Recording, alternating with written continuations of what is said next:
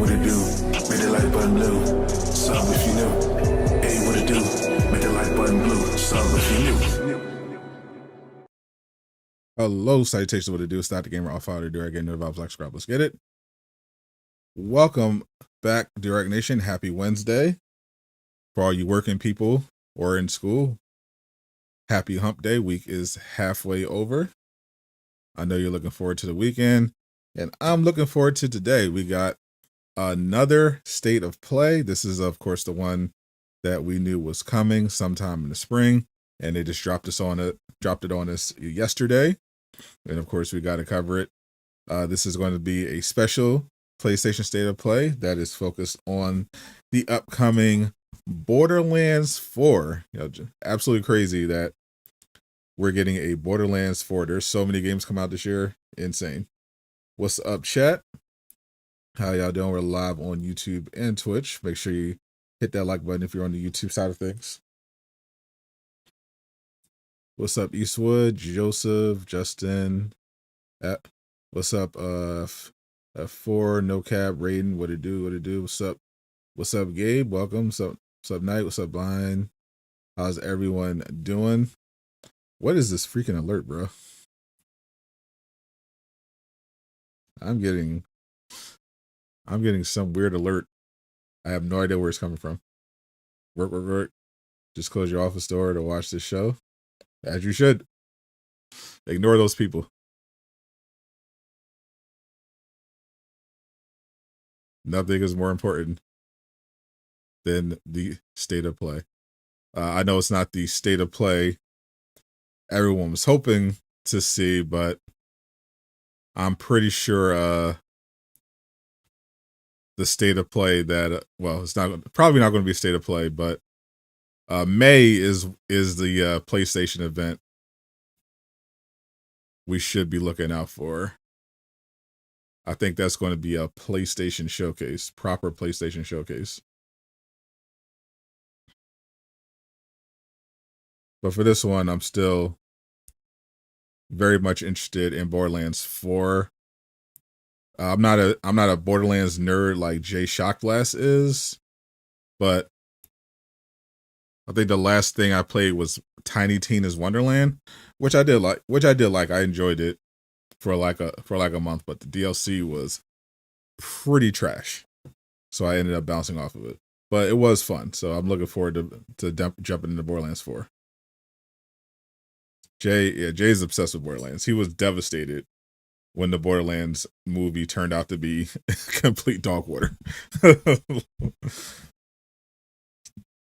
I mean, I had no expectations for it because, I'm not a huge Borderlands 4, but even I, like, as someone who like wasn't locked into Borderlands, I looked at the trailer, I was like, nope. Not seeing this one. I knew that was going to be trash. What's up, Chef A? Play the first two, really like those. Yes, it's going to be interesting to see Gearbox try to make a comeback. It's been a little bit, like they were on the Embracer Group for a little bit, so I'm glad they got the break free. They're under 2K now. Borderlands 4, I'm seeing decent reception for it so far. It looks like it'll be a fun game.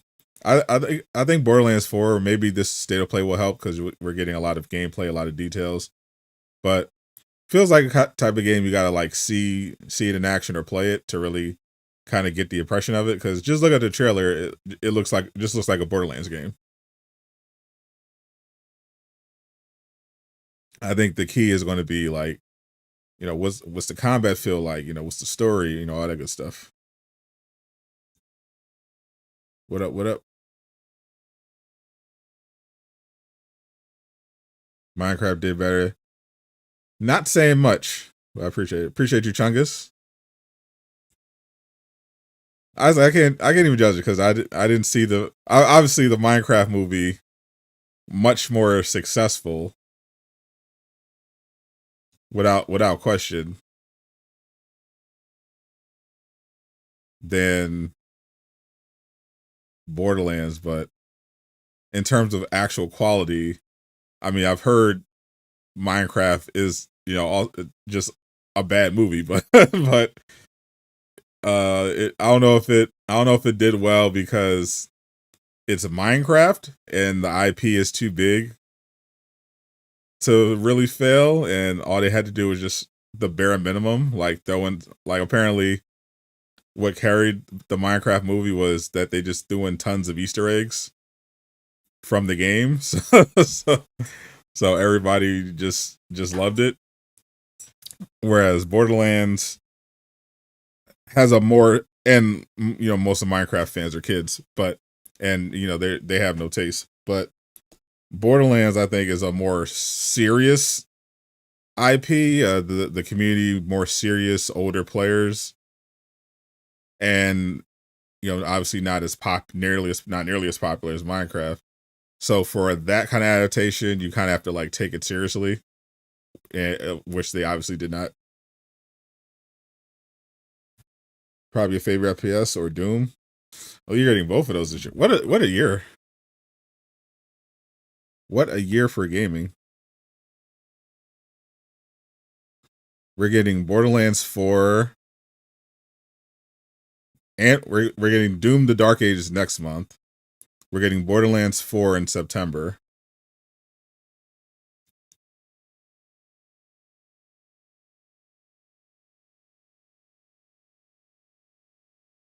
Lost Soul Aside was supposed to be May as well, but that just got delayed to August, I believe. I'm a little sad about that, but take all the time you need. I think it's literally one guy working on that game, so I'm not even stressing it. Take your time, homie. It's literally just one of you. But still got Doom: Dark Ages next month. That looks like it'll be a lot of fun. I'm looking forward to tapping in. Indiana Jones just came out on PS5.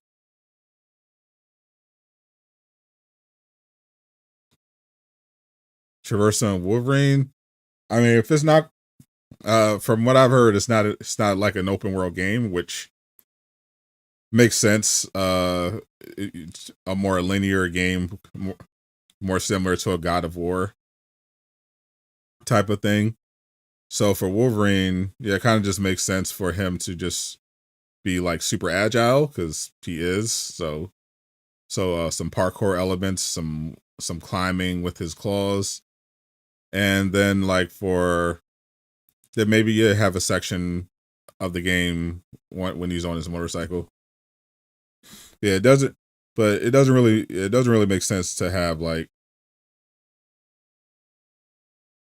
a Spider-Man style open world game for Wolverine. At least I hope not. That, because I think that's one of the weaknesses of Insomniac.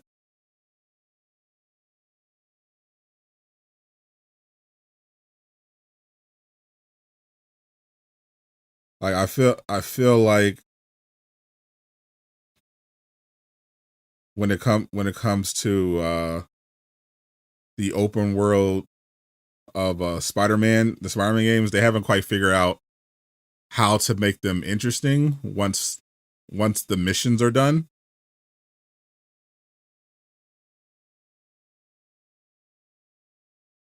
I feel like that's like the biggest flaw right now. Like once the missions are over, it's like, okay, you're especially for Spider-Man 2.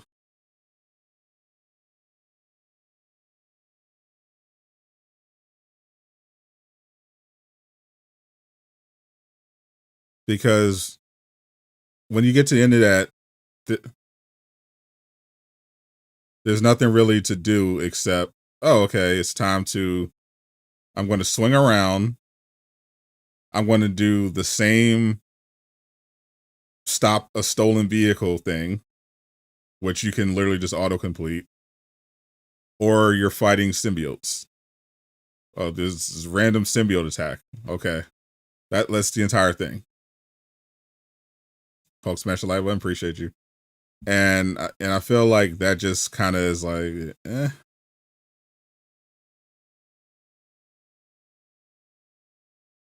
like having that's why they kind of relied.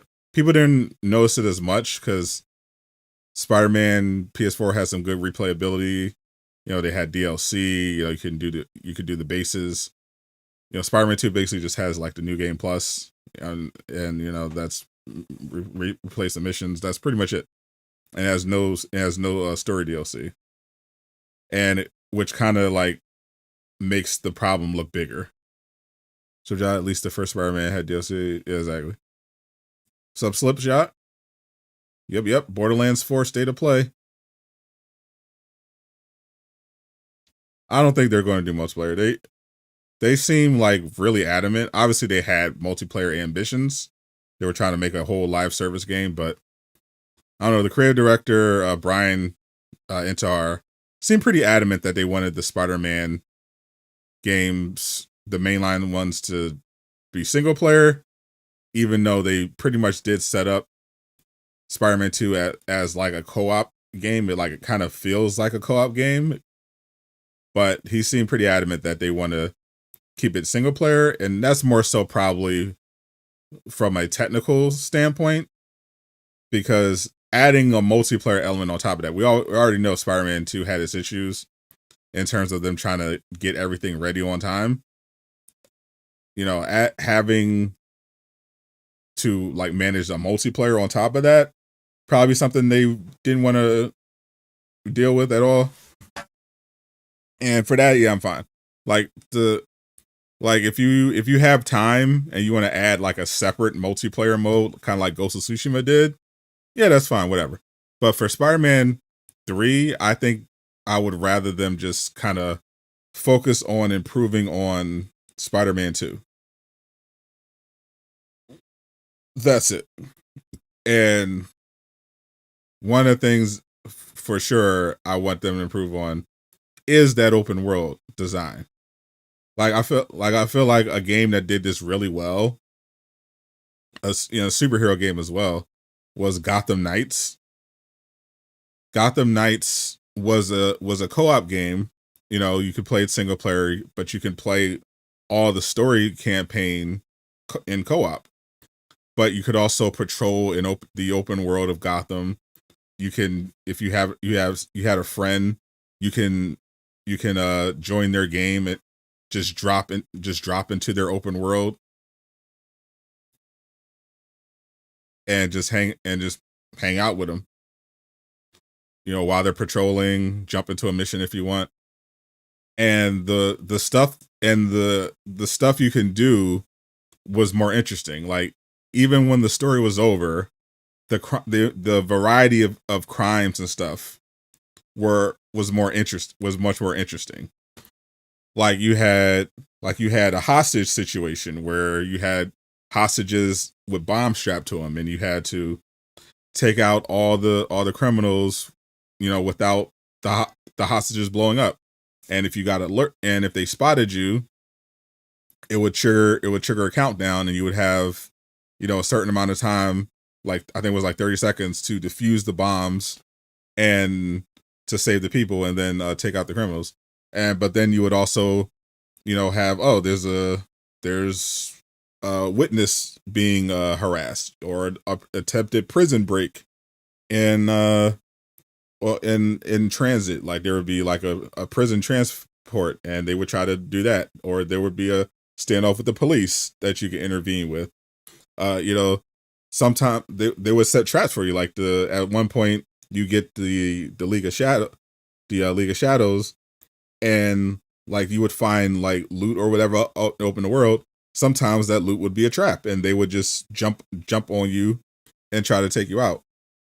You know, there was like legitimate investigation. Like you would find a dead body, and you have to look at the clues, and it would lead you to, you know, a warehouse where the gang is meeting, and you would break up the meeting. Like there was a lot of variety in what they had you do in that open world, beyond like the same literally one or two generated crimes that just kind of repeat. You know, it felt like, and that's before you get into like the multiplayer modes that they added after the fact, you know, or the boss rush stuff. Like Gotham Knights legitimately had like a really fun and engaging post campaign stuff on top of like having additional content. It was really good. It was very underrated. It's unfortunate that the game, I think it launched rougher than it needed to. One, I think it hurt itself in a couple key ways. For one, I think not having it on last gen was a big mistake. Like canceling last gen support 5 months before launch was a big mistake. It definitely put it under scrutiny, and then like it didn't run great at launch. You know, there was some frame issues, especially on PC. So those two combined kind of hurt the reputation, on top of the fact that people were already mad that you didn't get to play Batman. And there was some, and they could have like tweaked the combat a little bit, just from a technical standpoint, to make everything a little smoother, like add some quality of life fixes, like target locking and stuff. But other than that, like it was a really fun game. The multiplayer was really well done. The mission design was great. The story was solid. They just didn't quite stick to landing. The gear system as well, that felt kind of tacked on. You just need a new Batman. If they had just literally just made Batman playable, I think a lot of the criticism would have just been swept under the rug, because they fixed the game relatively quickly.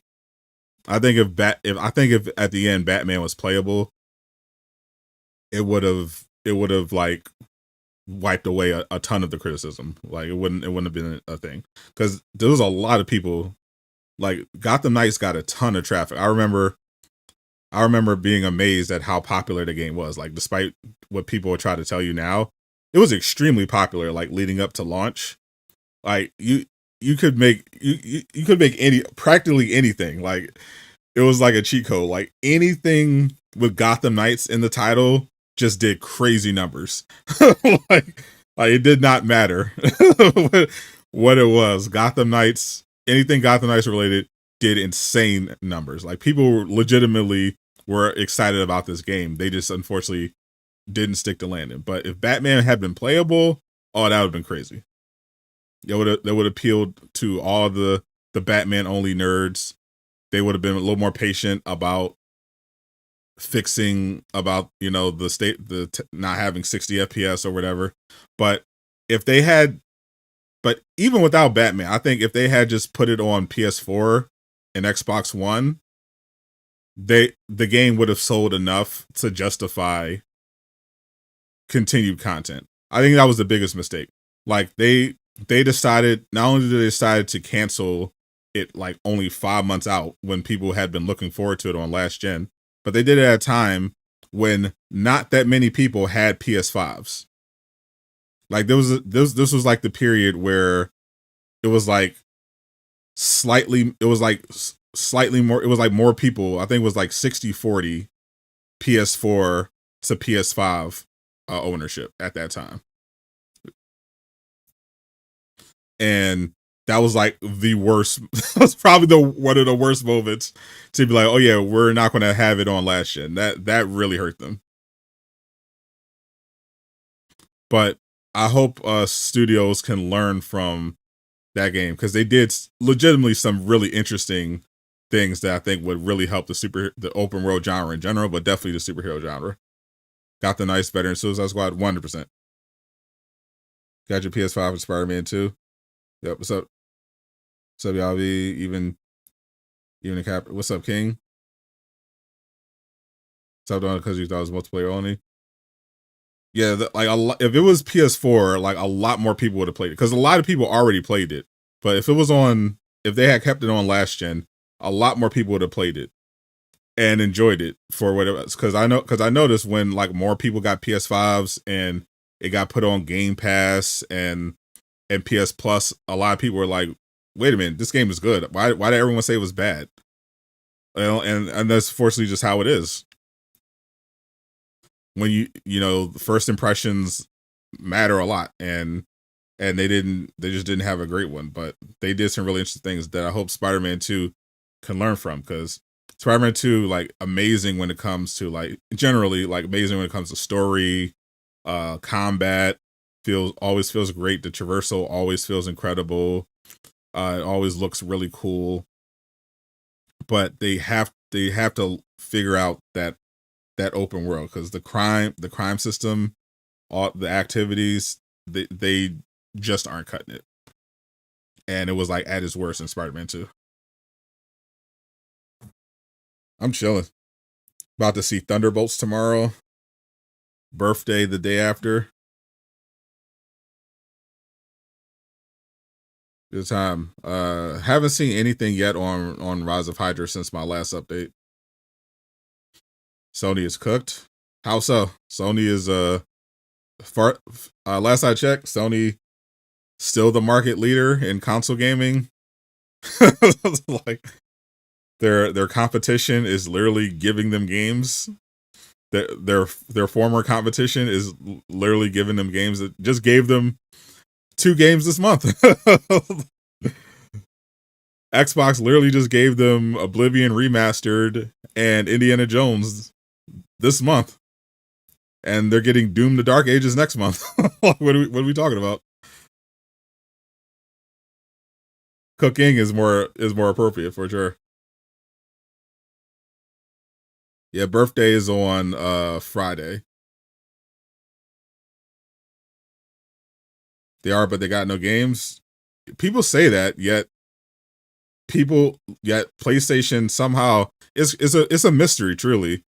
You see people online say PlayStation doesn't have any games, yet PlayStation every year seems to be selling a lot of games and getting games nominated for like Game of the Year. Like, how is that possible? It's truly one of the great mysteries of our time. How does a company that doesn't have any games keep having games that make them a lot of money and get nominated for tons of awards? How does that keep happening? I don't get it. Your PS5 source would say otherwise. Yeah, mine too. You have more games to play to do it. Same. This is a Borderlands focused show.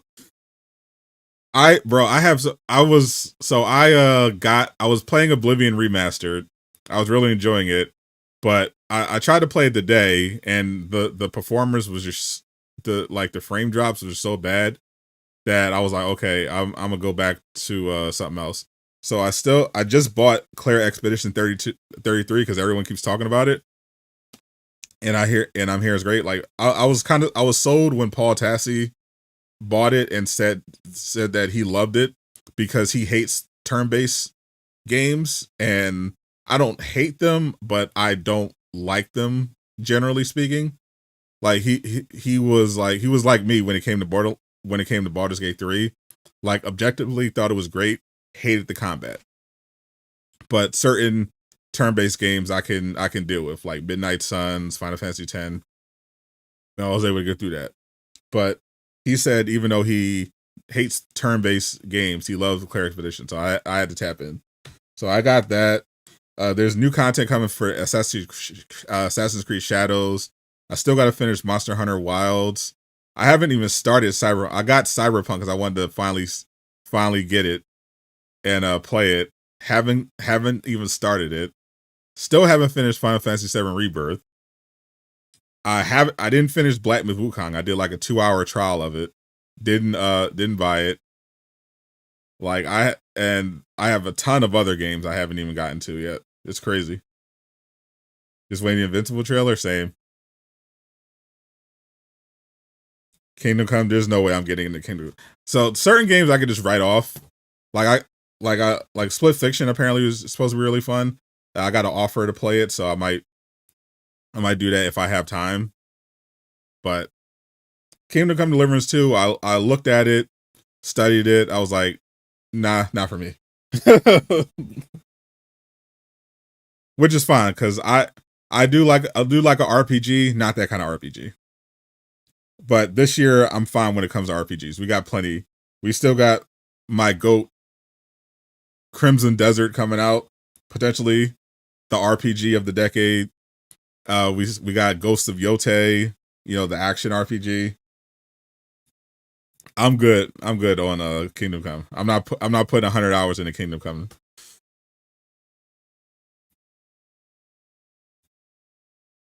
Gamescom is I think it's every August. This is a Borderlands focused show. Borderlands 4. Yeah, I definitely gotta tap in with Kingdom Come Deliverance too. Like at least until they get I get a patch for Oblivion Remastered, because it was like unplayable trying to, because I'm like trying to go to like the next town on horseback to do a mission, and like the frame drops are insane. Like it was like that for Forza too. Xbox, you got to do something about your ports, bro. Your console ports are horrible. like Forza on PS5, beautiful game, horrible performance. Like I don't understand.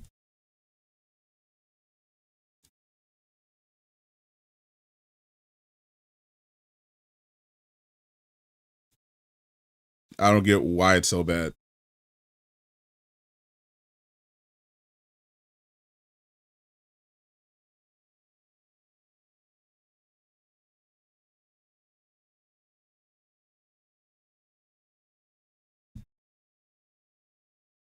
Rods of Fiber release window, yeah.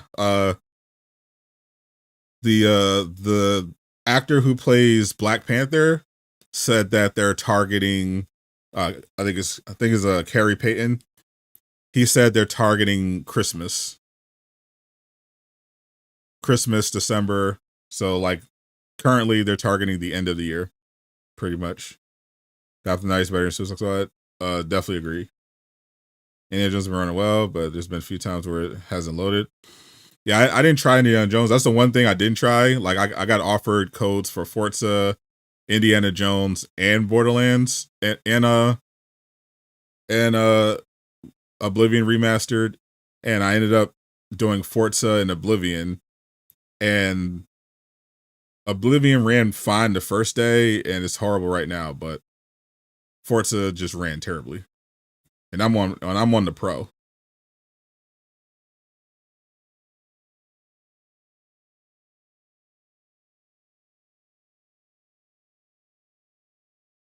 There's PlayStation update to PS5 to where you can stream in Discord. I still haven't done any of the Discord like interactions with PlayStation. I haven't even connected it. And I use Discord all the time.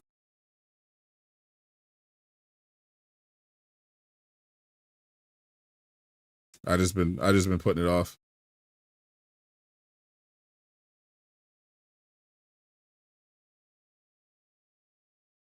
I was going to watch this stream on Twitch, but switch to PlayStation. Switch to YouTube.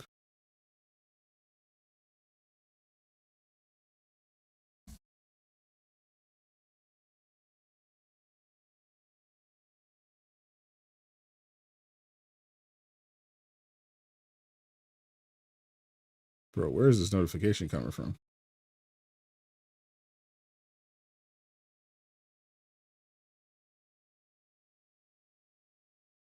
What up?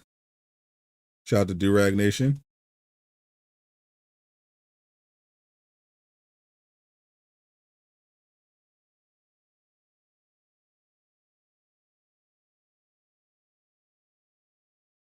I keep getting this annoying notification. I don't know where it's coming from or how to stop it.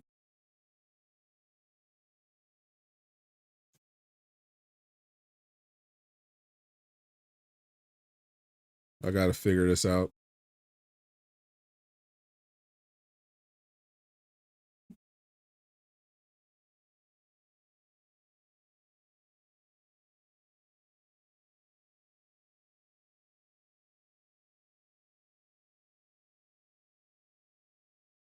People say I have literally 4 games.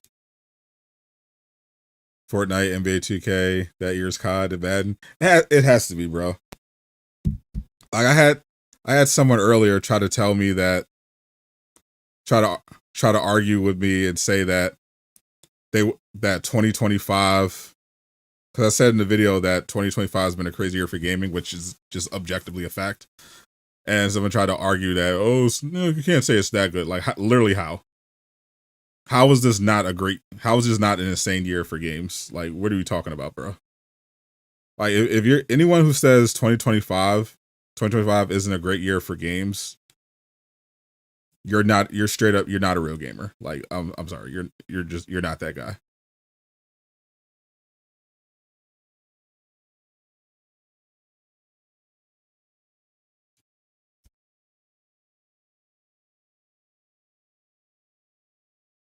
You tell yourself you're a gamer, but you're not.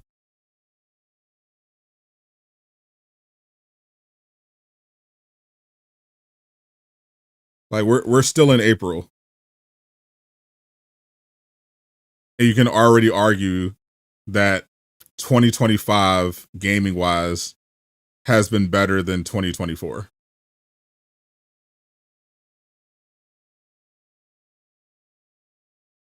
We haven't even gotten to GTA 6 yet,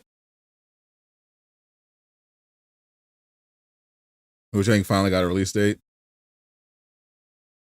Like legitimately, we've had like what, like a Dragon, Pirate Yakuza, Split Fiction, Kingdom Come Deliverance 2, Assassin's Creed Shadows, Monster Hunter Wilds, Berserker, Kazan.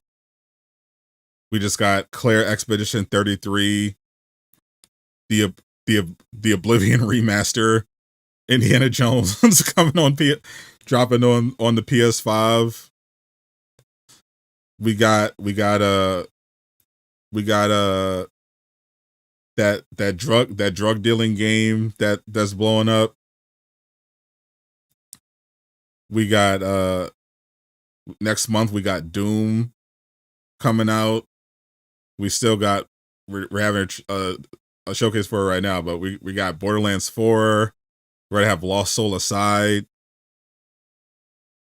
Death Stranding 2, Ghost of Yotei, Mafia: The Old Country, GTA 6. Like, what are we talking about? Like Crimson Desert? Like, what are we talking about, bro? like anyone who tells you this has not been a great year for gaming is a fool. They literally are living under a rock. Like, they're not tapped in at all.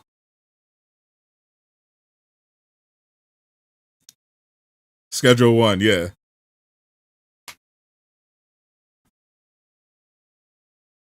Yeah, they're saying, I'm hearing GTA 6 is coming out like late October.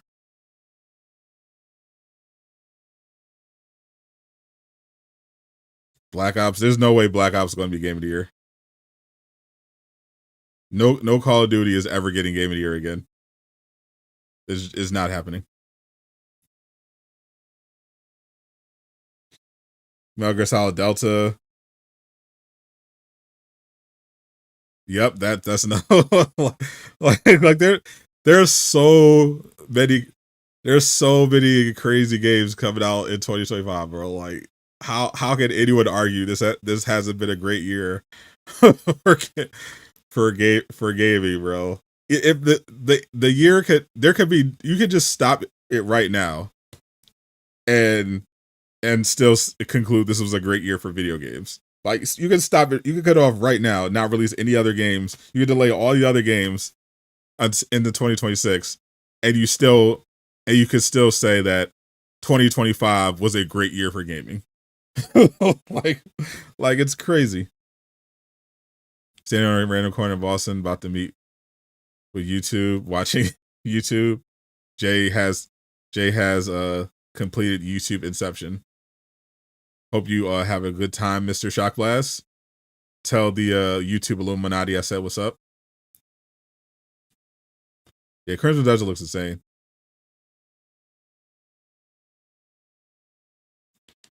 Marvel's Wolverine may get a game. Yeah, I think Wolverine is definitely getting something at the PlayStation Showcase for sure. Oh yeah, I didn't even get to the because I'm not even focused on it. I don't usually tap into Nintendo, but yeah, we're getting the Switch 2 this year.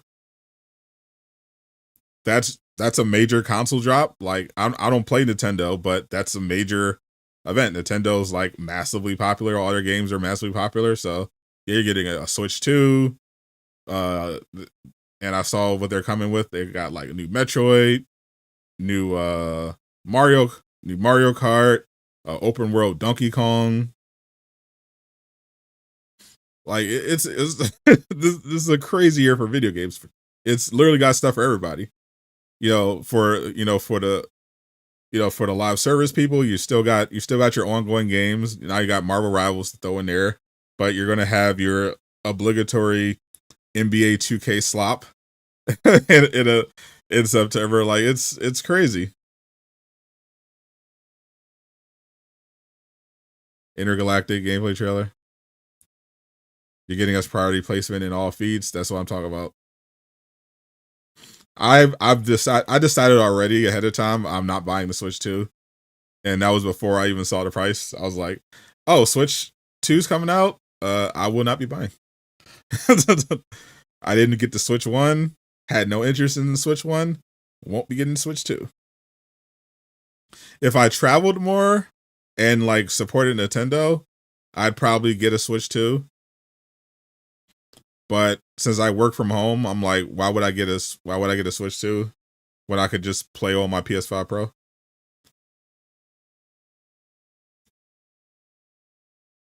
Like literally what? I would literally rather play on my laptop. Like I have a functional gaming laptop downstairs. I can at the very least get like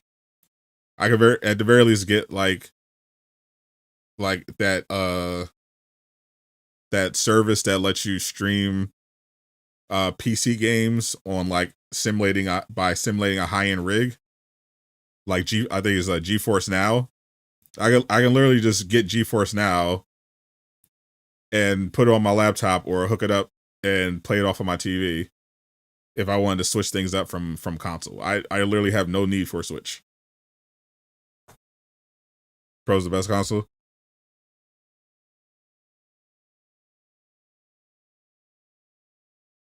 I'm enjoying it. It's not like revolutionary or anything. So I don't think anyone needs to rush out if you already have a PS5.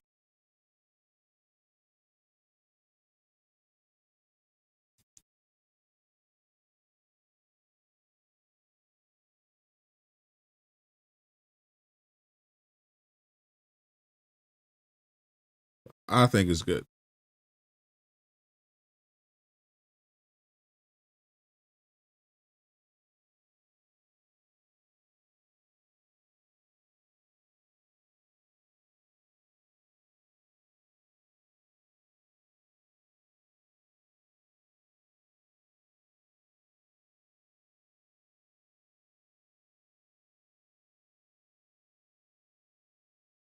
It's about to start soon.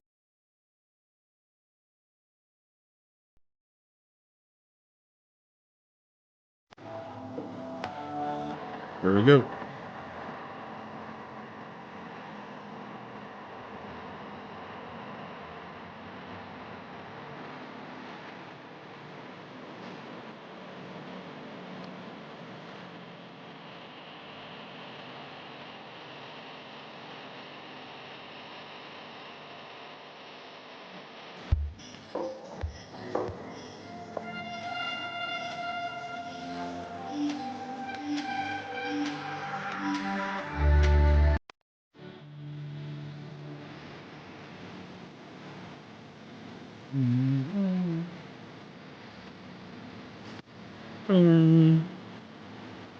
This music kind of hitting. I'm not gonna lie. Nintendo wasn't such a selfish bitch to put Pokemon on PlayStation. True. And even then, I haven't even been excited for his PlayStation for Pokemon until I saw Power World, and I still ain't played Power World.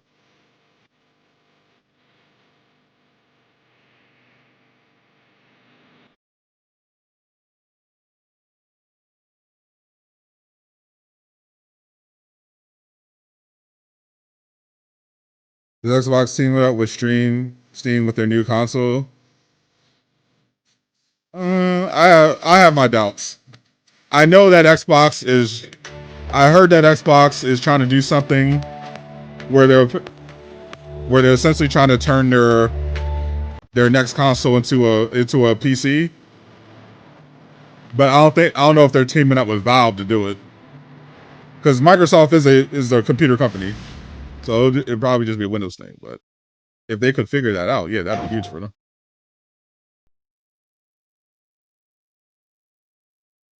Appreciate you, Yusuf. Shout out to 2K Games. What use is a vault hunter? What use is a killer? A brute. A rule-breaking, loot-taking, running and gunning natural disaster.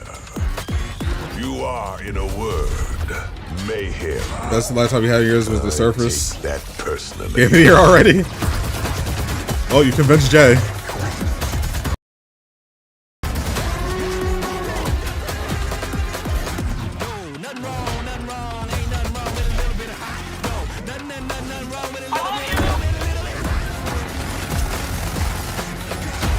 Concord is crazy.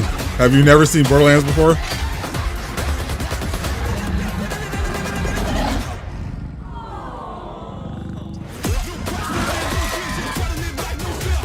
It's like Black Tiger, Black Panther's cousin.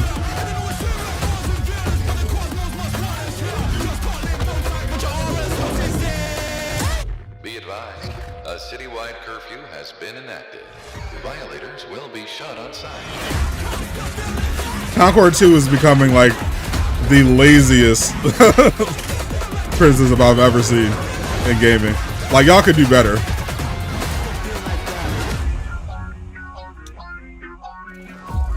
Like it legit doesn't even make any sense to call this Concord 2. It's literally Borderlands. It looks like a Borderlands game. It came out before Concord even existed. Look yet at Borderlands 4. All the excitement, loot, and gnarly carnage all running on PlayStation 5 Pro. Ooh, PS5 Pro. Since creating the looter-shooter genre nearly 16 years ago, we've continued to refine 16 years ago. delivering better loot, greater freedom, and endless mayhem. And with Borderlands 4, we've pushed things even further. This is hands down our best Borderlands ever. All new movement, abilities, bigger and badder enemies, and a brand new planet. All in service of making you feel like a total badass. It's the perfect entry point for new players, with incredible new places and a great story. And for our longtime Borderlands fans, we're throwing back to our more grounded tone, while pushing gameplay ahead further than ever before. So This they're is the culmination so they're of less years over the top of on the hard dialogue? work from my teammates Okay. across the Gearbox studios. So enough talk, let's get it. This is Borderlands 4. Bro was crashing out over the Borderlands 4, over the Borderlands movie. He seems more chill now.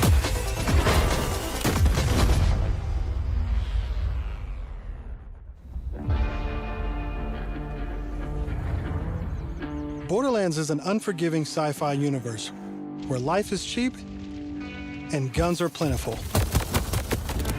You play as a vault hunter, a badass mercenary with powerful abilities called action I skills. love how you can just make people explode. Today I'm playing as Vex, our new siren.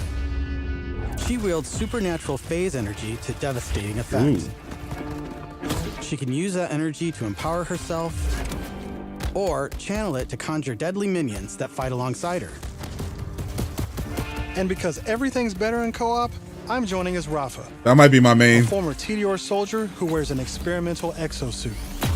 He can digistruct an arsenal of weapons, like the razor-sharp arc Oh. knives. No, that might be my Two main. of our 4 new Vault Hunters that you can play at launch. Borderlands 4 takes place on Kairos. His kit looks an insane. all-new Wait a planet minute. Steeped in conflict.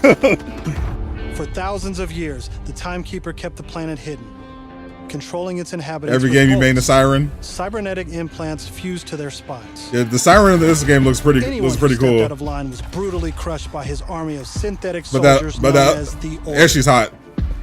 That other guy though looked the That was same. until 6 years ago when Elpis showed up. This rogue moon was I wanna cut teleported people away in from half. Pandora at the end of Borderlands 3 by the legendary vault hunter Lilith. When it reappeared across the galaxy, it crashed. Jay is like a kid in a Minecraft theater. The results were devastating. That's that guy's yours. A planet-wide cataclysmic. I hope you can. I hope you can do duplicate characters. Now people all across 'Cause I'm Kairos taking them from you, started Slip. rising up. Some even ripping out their bolts. And chunks of their brain along with it. I don't want to have to fight you Situation for our it, but I will. Voltrunners have crash landed into a planet ready Brick to to come back? explode, and you're the spark. As you explore, you'll meet a You play as cast of her, incredible Siren. Yeah, characters. yeah, she looks really fun. Fan favorites return, like Zane and Moxie. Zane and Moxie are back. You'll also meet new friends like Rush. And as always, Claptrap is along for the ride. Of course, gotta have the claptrap. All right, go tank class again. Last but not least is Echo 4. This helpful drone follows you everywhere, hacking order tech, Get a scanning new the robot. environment, and helping guide you to objectives. But enough of all that. This Let's looks get pretty to the fun. game. And I'm not like a huge Borderlands guy. This looks really good. Thanks to our improved Yeah. lobby system, Chat is it's loving easier than Claptrap. ever to join up with your friends on the fly. And with full crossplay at launch, you can play with your friends on any platform. Full crossplay at launch. Let's go. Today, we're venturing into Terminus Range, a frigid, mountainous region. This is just one of the 4 zones on Kairos that you can seamlessly explore. There's next to no They did loading before? time, just endless All right, looting and bet. shooting mayhem. Yeah, we gotta play this, Slip. For our current mission, Full crossplay. we need to break into a secret black site located deep in the Yeah, mountains. look, y'all looks really clean. One Yeah, of the Timekeeper's generals, Vile Lichter, has been conducting grotesque experiments on locals.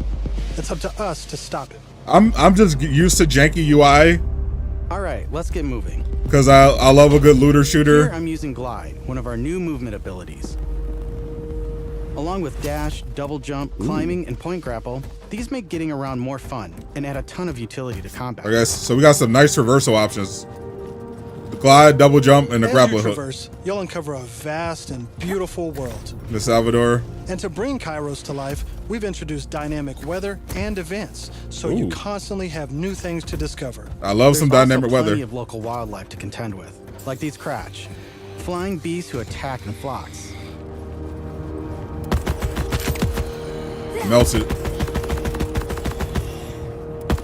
Yeah, this is Here the we one. come across This is a another site, first-person one of shooter Several new activities in Borderlands that I don't have a problem You'll with naturally discover short gameplay experiences like this all across Kairos. because I usually prefer third person. There's no need to pick up a mission first. These are auto-granted and tracked on your HUD. But I love Tiny Tina Silos Wonderland. house old, decommissioned order tech that you can hijack for the Crimson Resistance. With the help of Echo 4, we'll hack into their network and release the communications balloon.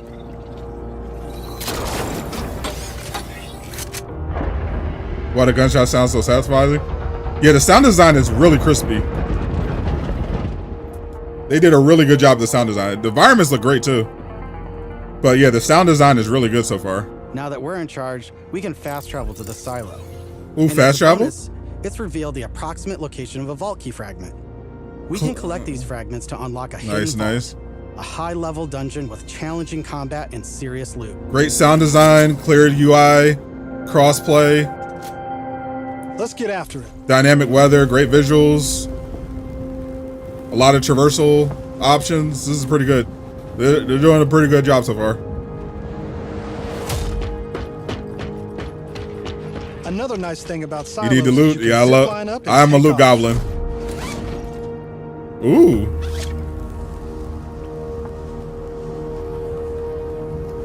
It feels like you could fly. This is If really that's cool. not fast enough for you, you can always pull out your personal vehicle, the Digirunner. Oh, we got the Hop on, vehicles. hit boost, and get rolling. You can customize the body, paint job, and even how it All right, moves. that was cool. And because this is Borderlands, you best believe it has guns. All right, that was awesome. As you traverse, you'll encounter a host of dynamic events. From order patrols to world bosses, there's always something to shoot and loot. Yeah, this is definitely a co-op game. Definitely gotta play this with the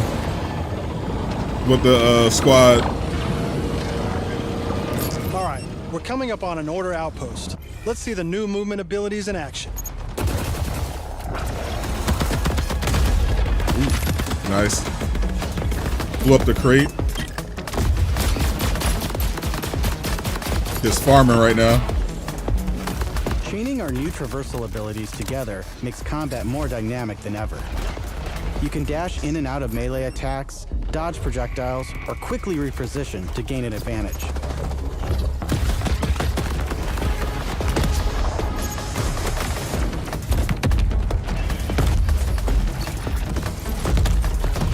Dodging those shockwaves, okay.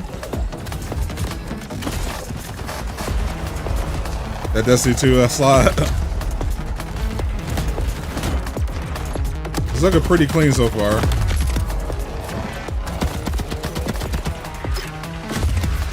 Love the sound. The gun sounds so good.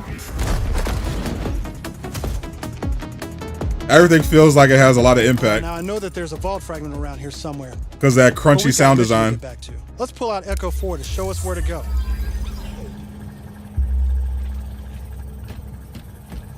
We're meeting up with none graphics other are really than good. Tigra Partali This game is herself, hitting your Amara. nostalgia button too. She's a former vault hunter and exotic pet sitter from Borderlands 3. I think this is came to pretty good. Kairos in search of Lilith. I think they're doing a Now really helping good us take down the demonstration so Timekeeper. far. Enemies down there nice. Don't you whine at me, Hermes. We'll play in a moment, huh?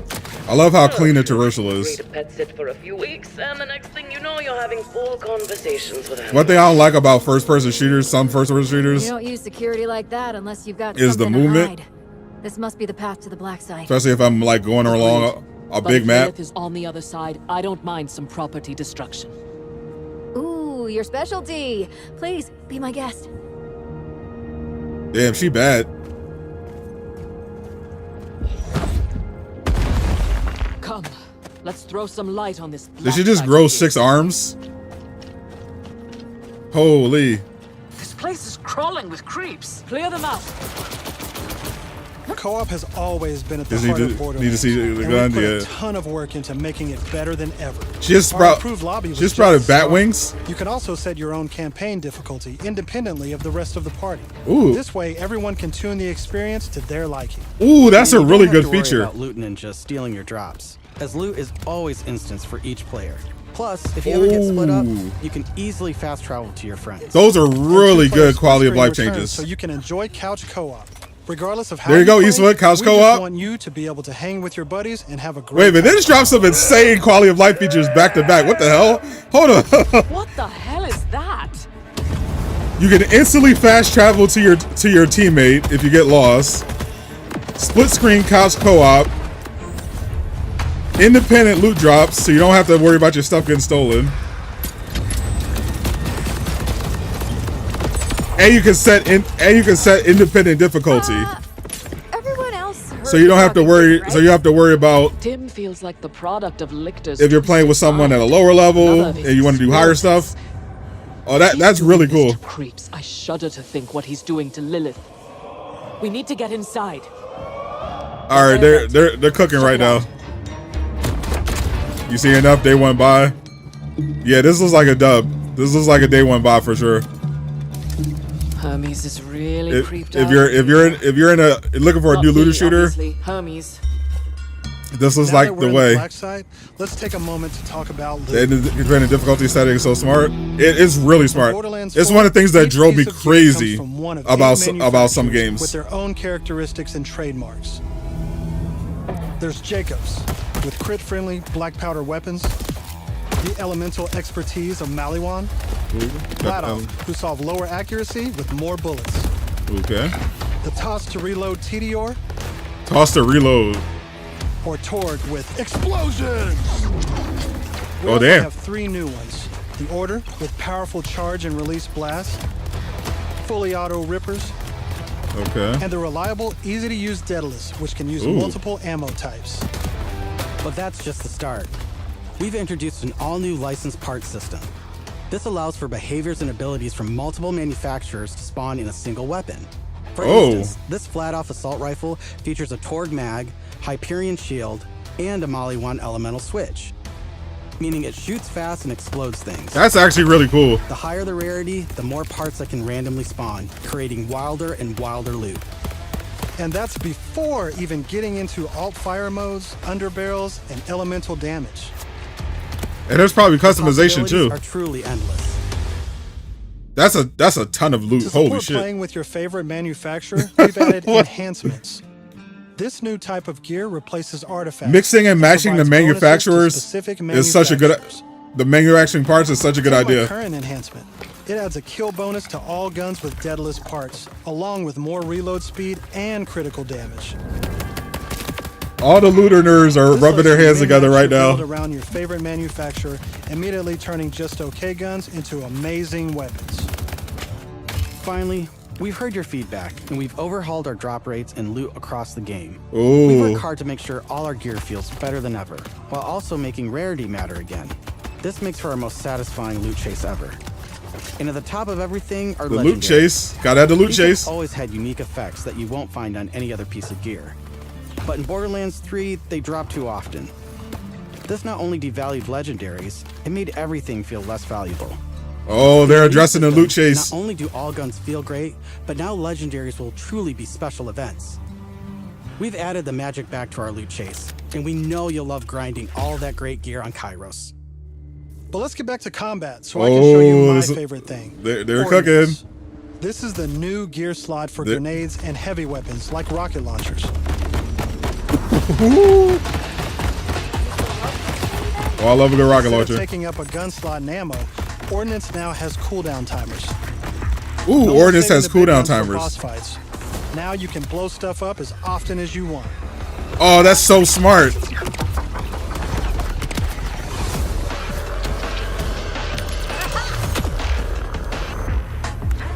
Before we go further, let's talk a little bit about action skills. Oh, that's so smart that it's not that it doesn't that is like its own it's basically like a skill. Defining abilities with it's almost like an extra skill.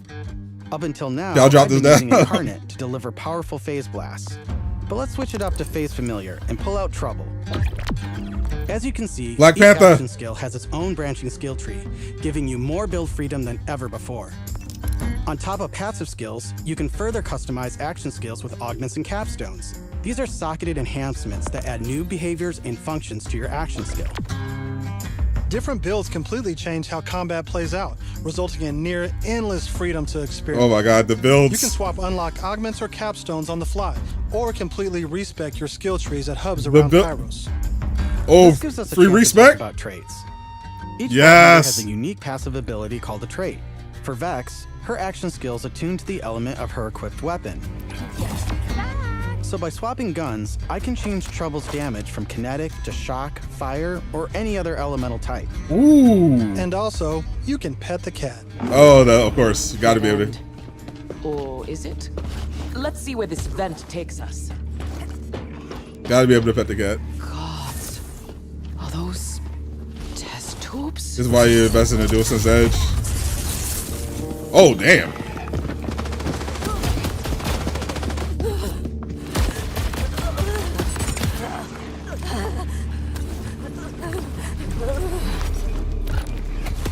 Sound like she's going through it right now.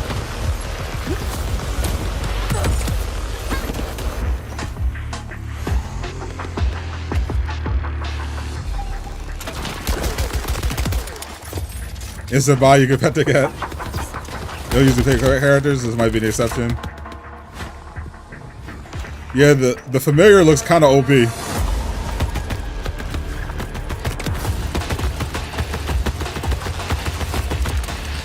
I'm down, but thankfully our fight for your life mechanic makes a return. Of course, I could have avoided it in the first place if I had just used my ref kit.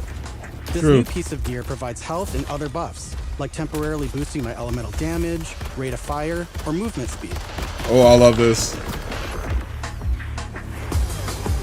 I'm almost afraid to ask what He let himself die just so he can flex the new features. Guys. Are those crystals growing out of them? By the way, if you're looking to experience how long does it play? It's about 20 minutes. For loot, we've added full mission and boss 20-30 minutes. That's right. No more save loading to run bosses. Now you can return to the arena and use Moxie's big encore machine to spawn another run. Boss replay, let's go! We'll talk more about endgame later. For now, let's jump ahead and show you something truly badass. We don't, no more save hacks. In Borderlands 4, our bosses are bigger and better than ever, putting all your new skills, no more gear, and reload abilities checkpoint. to the ultimate test. Yes, praise boss. Damn, this boss was crazy too. Take your bank account. Oh, whoa, look at that. Look at those hands. What the hell? Whoa. Spoilers. No That's Diddy, enough bro. of that for now. But we look forward to showing you much more this Bro, June at bro our was first trying to Diddy hands-on us. gameplay event. Bro was trying to Diddy us. And from everyone at Gearbox, thank you for joining us. They locked way in, and they're having another event in June.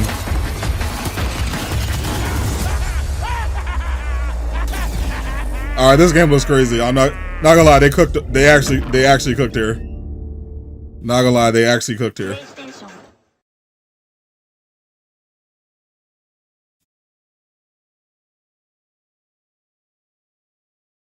I'm looking at the PlayStation chat. A lot of W's for Borderlands.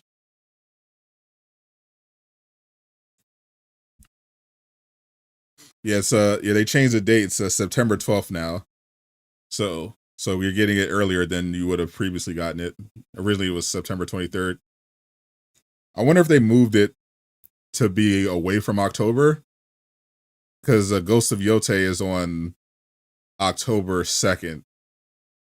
So that would have put them right up against that. And if GTA is releasing in like October, they're probably like, all right, let's do it earlier in September so that we have like more runway. Day before your birthday. When's the next state of play? I don't know if it's going to be a state of play, but at the end of May, going into the summer, there's supposed to be a new PlayStation event. Jeff Grubb confirmed this a couple months ago. He said they were discussing whether or not to make it a state of play or a PlayStation showcase, but they're going to have it around the same time as they did the state of play last year, like end of May, probably like last week of May. Around there, they're going to have a PlayStation event, probably a showcase, but regardless, it won't be like a dedicated to one game. It'll be like it'll either be like a showcase or a state of play that has like a bunch of different stuff. But it sounds like they're leaning showcase. So like May 21st through 28th or something. Let me see when, because I usually have them on like Wednesdays or Thursdays too.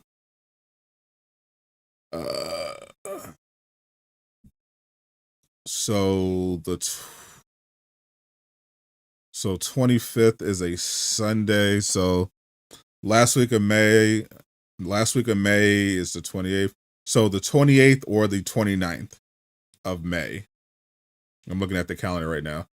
28th is Wednesday, 29th is Thursday.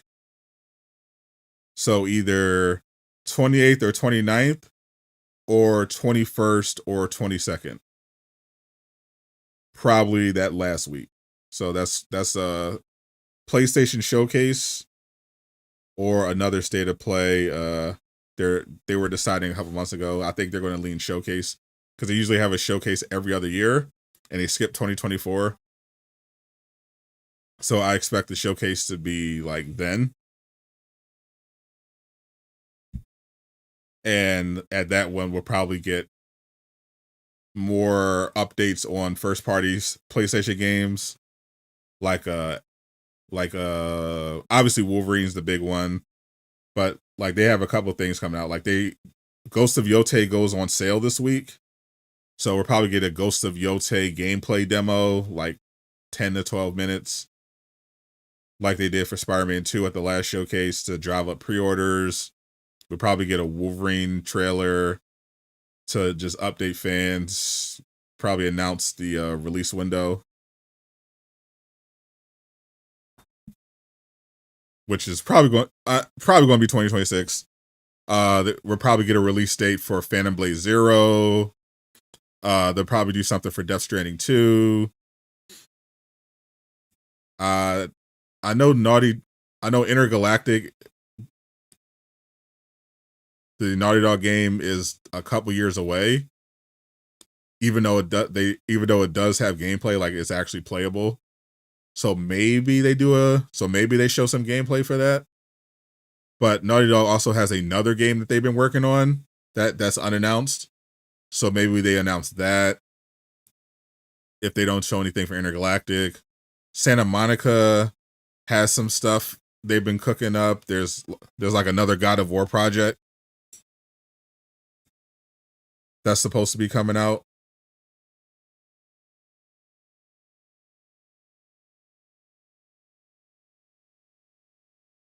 So we might hear something about that.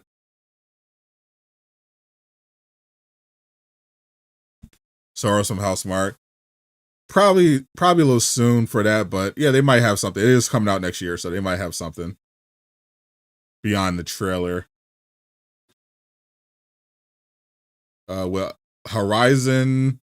So it's too early for Horizon 3, but there's supposed to be a Horizon Online game. They also do third-party stuff sometimes, so they might have Resident Evil 9.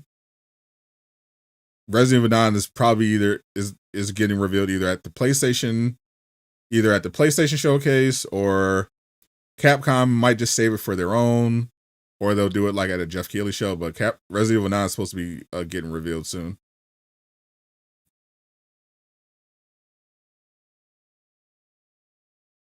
The new Naughty Dog game is like interesting to you. Yeah, I'm wondering what Naughty Dog's other game is. Because definitely a lot of people aren't vibing with Intergalactic, but they do have a second game they've been working on. So I wonder what that one's going to be.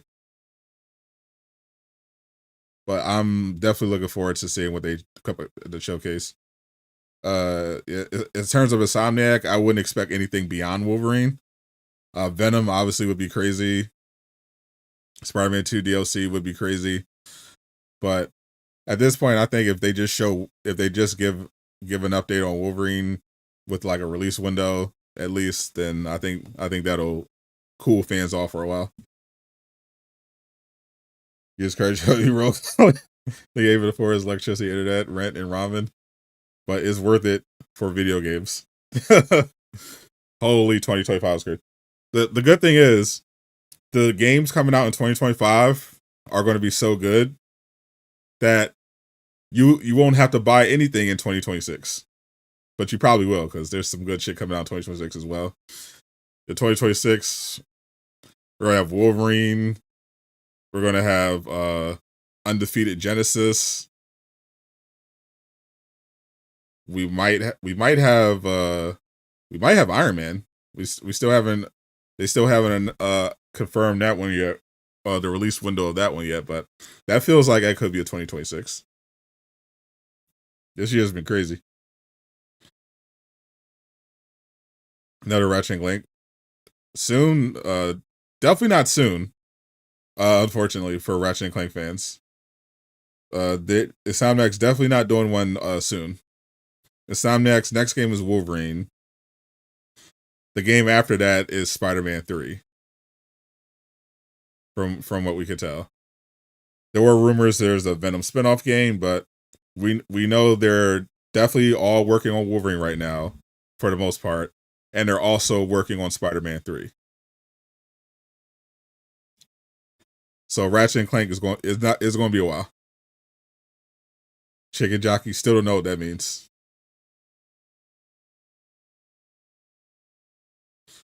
Rise of Hydra. Yeah, I'm wondering when Rise of Hydra is going to show their gameplay. I think Rise of Hydra is one of those games that might be waiting for GTA 6, which also might do their stuff over the summer in terms of promo. Like, if they're targeting the end of the year, maybe they're just waiting to see when GTA 6 launches. But yeah, they definitely gotta hurry up, unless they're going to delay it to 2026, which I definitely think is a possibility. I heard the next God of War thing is like some kind of spin-off. I heard they're working on I heard they're working on a remaster collection, but there's supposed to be some kind of some kind of spin-off project in development, as well as a direct sequel to Ragnarok. So they might have a couple of God of War projects in the works. 100 men versus one gorilla. If they're unarmed, the gorilla wins, and it's not even close. 100 men cannot beat a gorilla. I'm sorry. Doesn't matter. It doesn't matter. they can't do it. Unless they have weapons, they're going to die badly.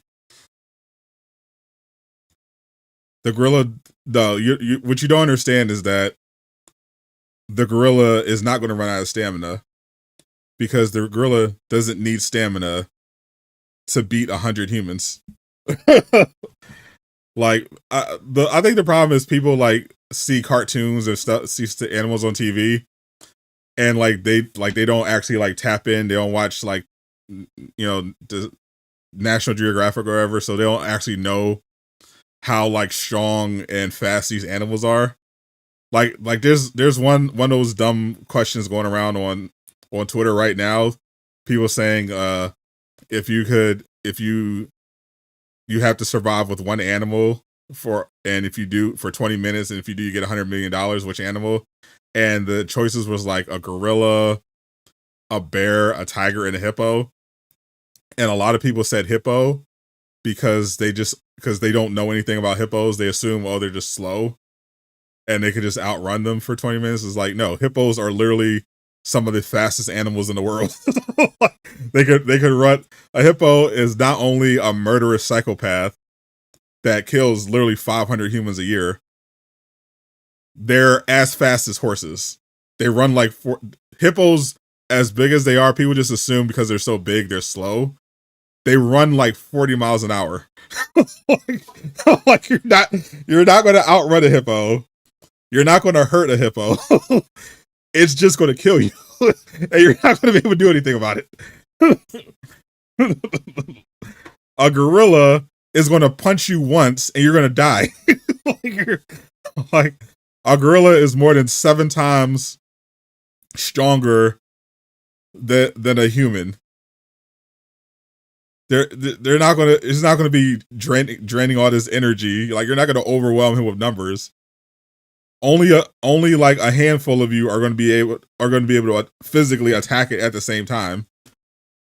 Assuming that you're coordinated, you jump at him, you surround him at the same time. He's gonna just sweep his arm, and you're instantly done. You're out of the fight. like you're not beating a gorilla. It's literally not happening. You can't beat a gorilla. You need weapons. That's how I say if 100 men work together, they could probably beat a gorilla. They could possibly beat a gorilla. No, you can't. If 100 highly trained physical specimen, the best fighters, the strongest superhuman, like you get the strongest, like if you get 100 like Brock Lesnar type of guys and you train them in like guerrilla combat and they come up with a strategy of dealing with the gorilla, they're still going to lose. They've just increased their odds of winning from 0% to like 5% at best. You're not beating a gorilla, bro. You can't beat a gorilla. Like, you're not beating a gorilla. You're not beating a gorilla with 100 guys. It's not happening.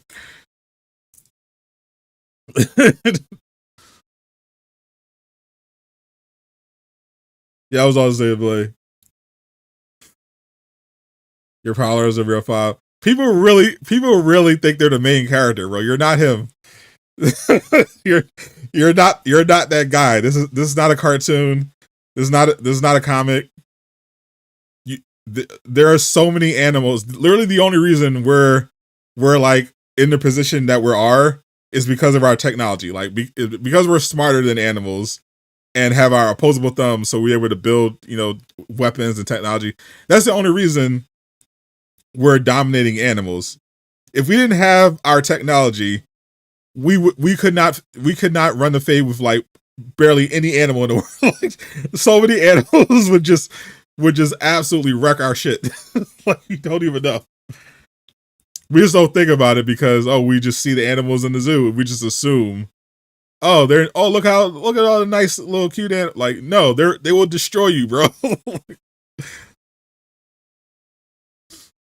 Gorilla, like, forget a gorilla. Like a normal monkey, like an actual like a chimpanzee could probably beat 100 humans. Legitimately. If you read up on chimpanzees going on rampages,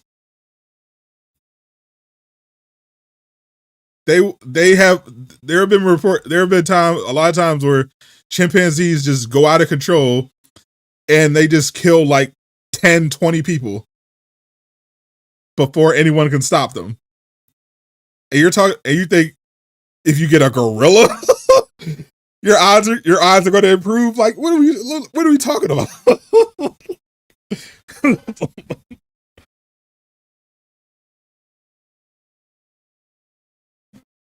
State of play was so dog shit. Rose started talking about how guys there's gorillas. Bro, the state nope.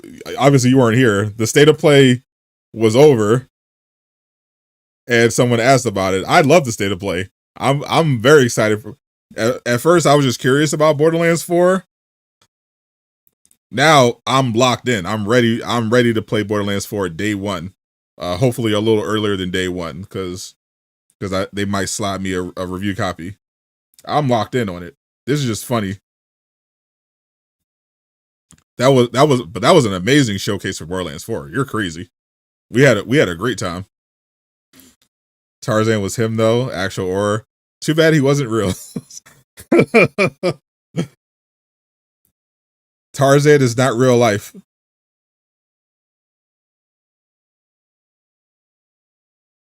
Xbox released Oblivion and Claire Obscure.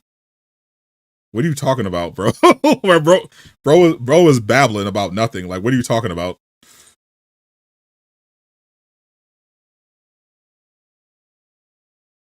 Borderlands 4 is not even a PlayStation game. Neither is Claire Expedition. The only Xbox game you name there is Oblivion. And Oblivion came out on PS5. What are you talking about? Borderlands is a multi-platform game. It was published by 2K, not Sony. What are you talking about? Sony's just doing a state of play for it because 2K probably paid Sony to promote Borderlands 4 at the state of play because it's going to be on PlayStation. What are you talking about? Claire Expedition is an indie game that's on all platforms. Like, it's not an Xbox game. It's an indie game. What do you mean? Oblivion is on PS5. I literally streamed it yesterday on my PS5 Pro. What the fuck are you talking about, bro? What do you mean? It's literally on PS5. What? Are you delusional? Not only did they announce it, I literally streamed it on PS5 Pro. It's in the store. What are you talking about?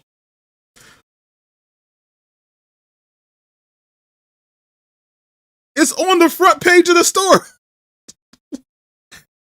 It's on all platforms. It's on Xbox, PlayStation, and Steam. He thought Xbox. He thought it was on Game Pass. He thought it was Xbox because it was on Game Pass. No, Game Pass just paid them, the devs, the devs that made Expedition to put it on Game Pass, so they could hopefully drive more people to sign up for Game Pass if they thought they could play it on there. It's on PlayStation and PC too. Like, what are you talking about? People will really just be yapping.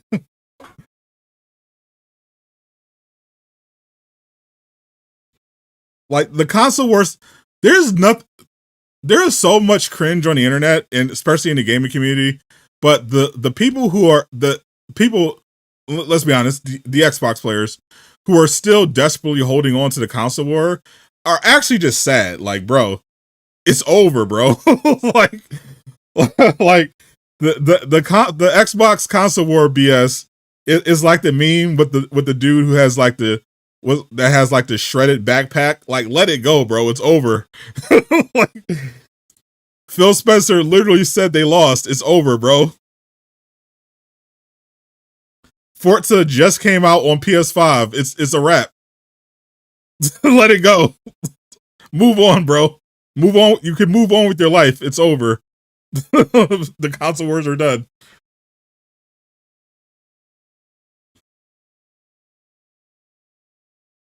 Ripping on PlayStation to holding on to the console wars is like flying Confederate flag. South Rise again. It's actually worse. There's a better chance of the South rising again in a civil war than it is for Xbox to beat PlayStation. like that. Like, the Civil War is more relevant than the console war, bro. It's over. It's literally over. Switch to Master Race, PC Master Race.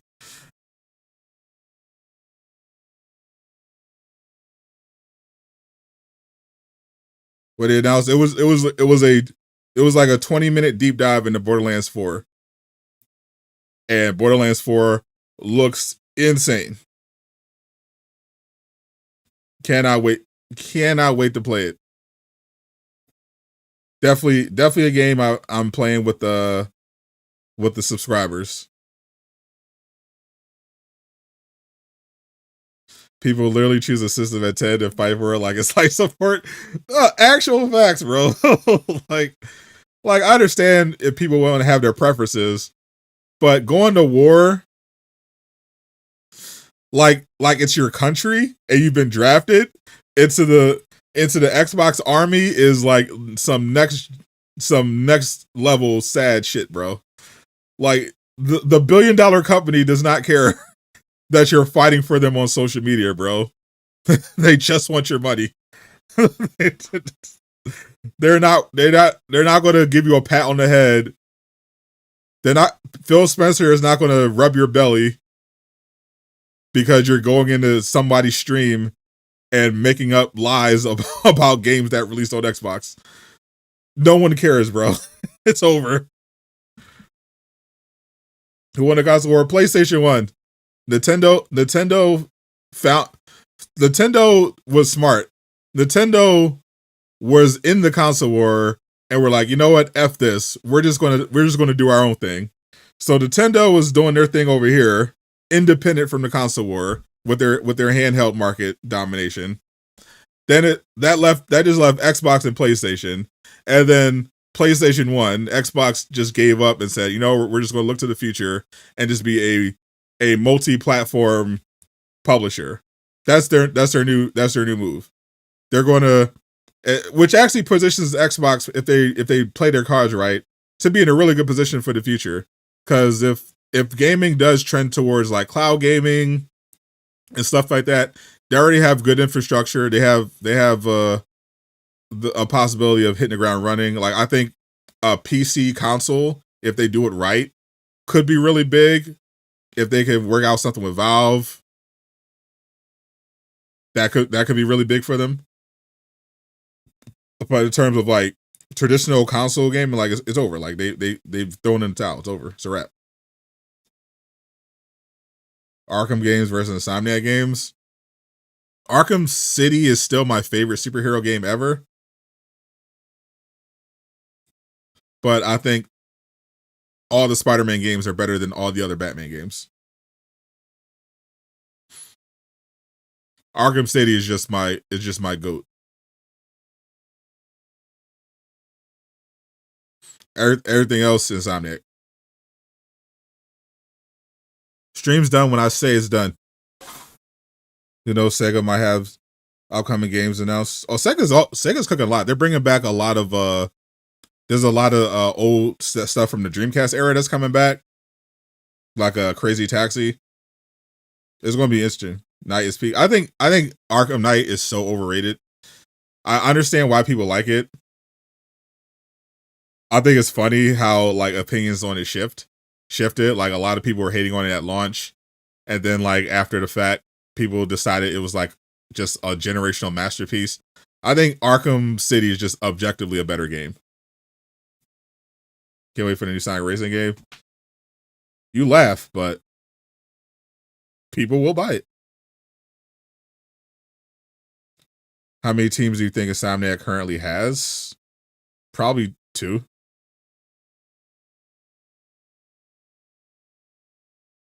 They're usually only working. They seem to have they downsized a little bit, but they typically have one game, one main team focusing on their next game, and then a secondary team getting started on the next game. So in terms of like meaningful size, it's like 2 teams.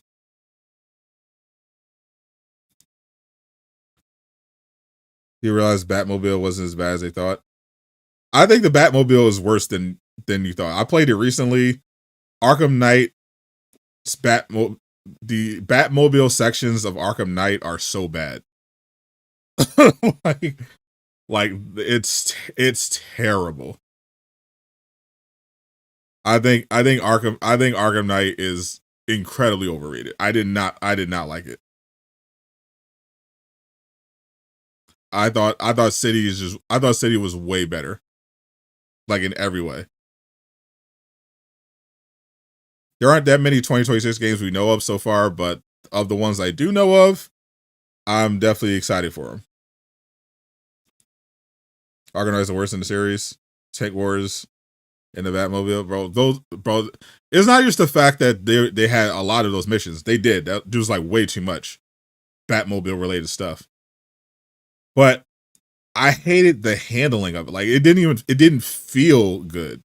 Like not only did they just force you to keep using the Batmobile, but it didn't even feel good. Like I just hated the handling. It was not fun. I just wanted to do cool stuff as Batman. I just wanted to be Batman, you know, do some stealth takedowns and run the fade, you know, do some karate combos to beat people up. But I'm like 60% of the game I'm in a Batmobile. I'm not playing this, bro. So I could have just like the best one is crazy.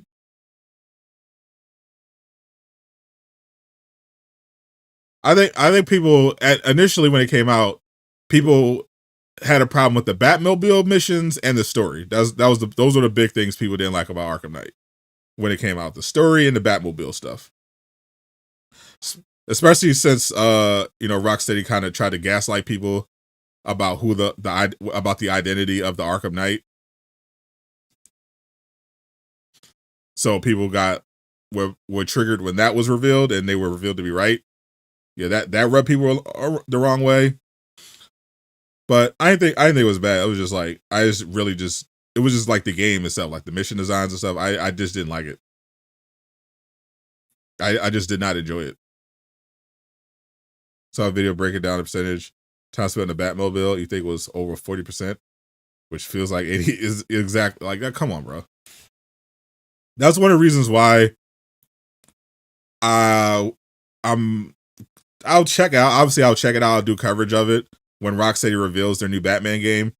But when I heard they were doing another one, I was like, I don't care, bro. Like, unless they switch up the formula, I'm really not excited. Like, I love Batman, but if they're going to do another game, I hope they like figure out a way to like freshen up the formula, freshen up the combat, make it feel better. Like I know a lot of people like Shadows, even though it's in VR. Like if they could freshen up the experience, make it feel a little more fun, you know, do something legitimately interesting, yeah, I'll definitely tap in. But if they just try to make another Arkham Knight and call it a day, I'm like, I'm good. I'm kind of good. You know, if Joker in hindsight wasn't the best decision, Batman's only good. I don't think that's an issue. Like, Batman has plenty of villains. Like, you don't have to lean on the Joker every time. I think they can definitely tell a compelling Batman story without relying on the Joker. He has tons of villains you can put him up against. It's just about the execution of it. Rocksteady died when the Arkham Begins ended, unfortunately. I don't. It's hard to say because people cite like Jamie and Sefton leaving as the end of Rocksteady, but then you remember Jamie and Sefton they did Arkham Knight and they did Suicide Squad. Like, that was all their idea. They didn't even want to do another Batman game. Like, after they did Arkham VR, they didn't even want to do Batman anymore. They wanted to do like some completely other stuff. Like, they wanted to make a puzzle game that everyone thought was terrible. And they ended up pivoting to Suicide Squad. They were done with Batman after Arkham Knight. They didn't want to do it anymore. And now they're gone after, you know, they made Suicide Squad. So I think Rocksteady's, they still have one of their founders left. So I kind of think Rocksteady's fine. They just have to regroup, find that passion again. But it's literally sounding like Jamie and Sefton just creatively burned out. Like they had nothing left in the tank for, at least for superhero stuff, and they just needed to go. They just needed a fresh start.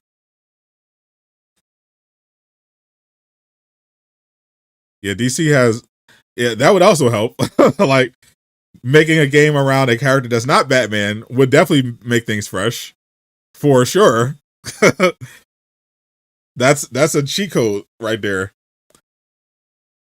How do you make a Arkham game that feels fresh? Don't make another Batman Arkham game. Make an Arkham game with a different character.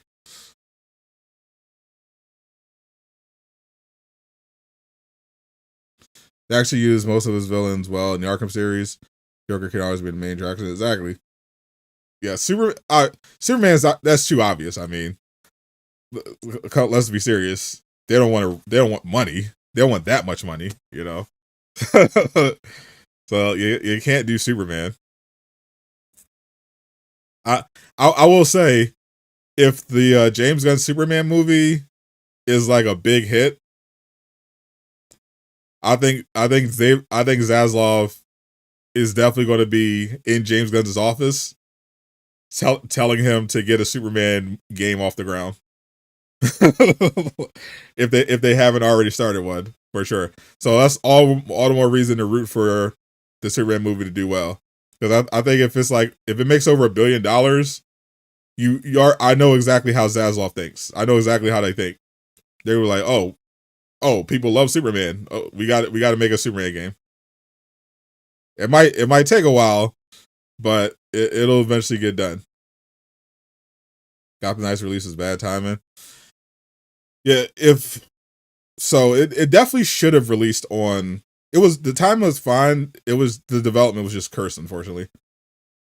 Like, they should have. I don't know what happened in development, but apparently, actually, I do know. The executives got in the way. Haddad, that moron, got in the way and tried to make them do a live service game. So they just wasted a bunch of development time trying to make a live service game work. And then they just said, let's just scrap a lot of this stuff. And it definitely messed up the development cycle because they ended up with a half-finished gear system, and they had to cancel last-gen support because they just didn't have the time. So that's the other issue. Yeah, they just had idiot executives in charge that were just ruining everything.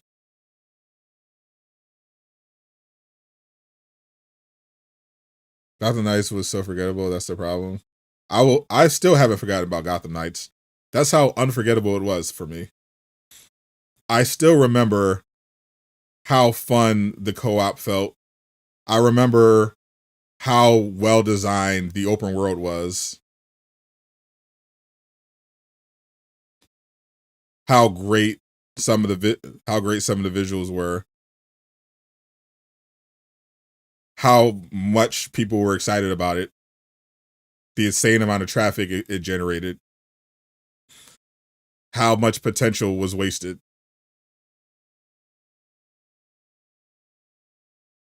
I think they make Spider-Man 3 not repetitive. I mean, people love familiarity at the end of the day. Like, we saw some people bring up this narrative, but at the end of the day, Spider-Man 2 ended up being more highly rated than all the other games in the series. I think the one area which I was talking about earlier in the stream that they had to improve on, that people got kind of burned out on, was the crimes, like the open world aspect. Like when the mission, like that's part of the reason I think why people got so mad about the DLC stuff, because once you're done with the missions in Spider-Man 2, which you can breeze by pretty fast, the game just feels empty. Like all the random crimes are basically symbiote fights.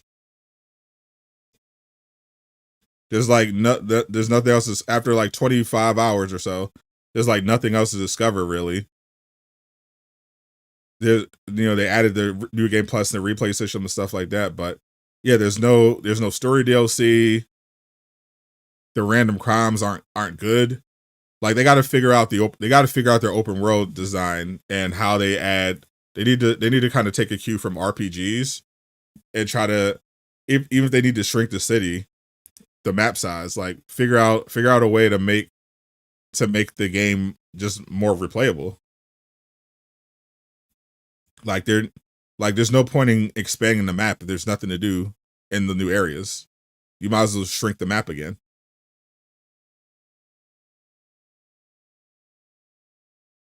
It's kind of just a waste just to add more space. I have no idea what they're doing with MJ. Brian Inahar, for his part, seems to be a big MJ enjoyer. Obviously, they compromised a bit with Spider-Man 2. They heard the feedback. People hate MJ missions, so they, rather than remove MJ altogether, they just reworked it. So yeah, odds are we'll still have MJ missions, but they definitely showed that they're willing to bend on that and scale it down. So I expect a possibly playable MJ, but they might legitimately have even less because there's a lot they have to cover in Spider-Man 3. Like we have Cindy Moon joining the roster.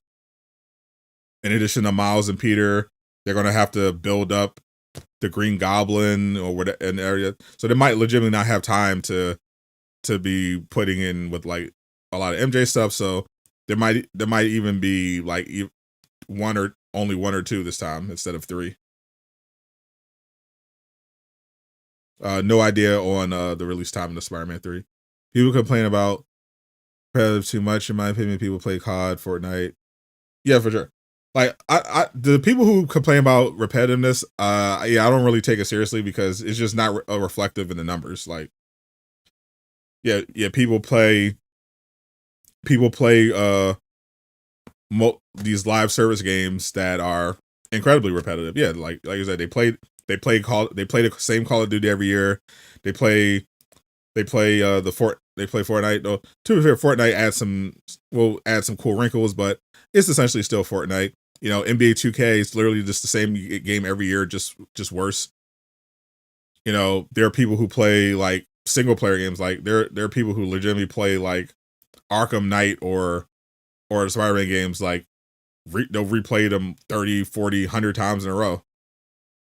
So it's like people don't people don't have a problem with repetitiveness. They have a problem with boredom. If a game is engaging, it doesn't matter if the content is familiar. Like people buy the Insomniac Spider-Man games because they're the best games on the market that let you feel like Spider-Man.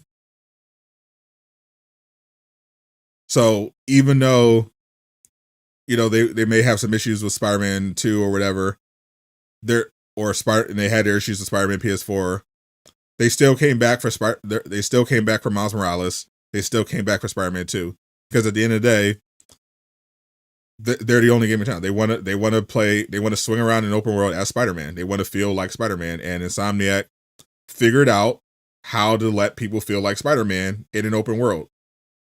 As long as they can keep doing that, there's really no reason to make a radical change to that core concept. Now, there's obviously they can change, like, you know, I mentioned, keep harping on it, but the open world, they could make that better. But the core experience of Spider-Man 2, they have no reason to change it. Just improve it around the edges, like add more, you know, maybe change up the add some new abilities, you know, add some new traversal animations and skills and stuff like that. Like they can improve on the margins of the formula, but there's no reason to completely rewrite the formula. Like, the formula works.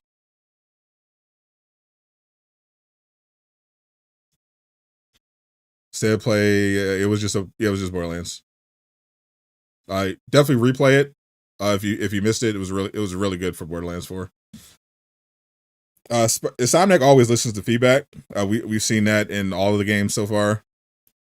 So we obviously just really know what to say for sure, because we haven't seen Spider-Man 3, but they've so far have shown that they listen to feedback and apply it to their games. They definitely took. We literally just a few minutes ago we're talking about how they took the feedback from Spider-Man PS4 about the MJ missions and made them better in Spider-Man 2. Like, yeah, there were a lot of people who said just take the MJ missions out, but obviously they wanted to have MJ missions in there, so they said, okay, so the compromise is that we're going to give you less MJ missions. We're going to make all the MJ missions part of a Spider-Man mission, so you're not just playing as MJ. And we're going to improve the combat experience of MJ, so you're not just sneaking around. You could actually take action, take people out. So that was the compromise they landed on, which I thought was a good compromise. They had their vision. They wanted to. They thought it was important to the story, for MJ to be a part of it, but they recognized that a lot of players did not enjoy how it was done in Spider-Man PS4. So they made it much better in Spider-Man 2, which I appreciate, because it's crazy with how people glaze Spider-Man PS4 and hate on Spider-Man 2 for like the same thing, for like the same things they'll praise. They'll hate on Spider-Man 2 for having things that Spider-Man PS4 did like way worse. Like they'll say, oh, the combat was repetitive. Like, no, it wasn't. Like, the combat is objectively better than Spider-Man PS4. You have more moves. You have a cleaner UI. It's literally better. I hate playing as MJ, bro. There were three. You played as MJ 3 times in Spider-Man 2, and they were fun. You played as MJ 6 times in Spider-Man PS4, and they were bad. They were all bad. The only MJ mission in Spider-Man PS4 I didn't hate was the train station, and that was a mission where they let you play as Spider-Man. Like it's so crazy how people just rewrite history. Is it crazy how the Arkham games are still the best superhero games ever? I don't know if that's. I don't think I would say plural. I don't think I would add a plural there.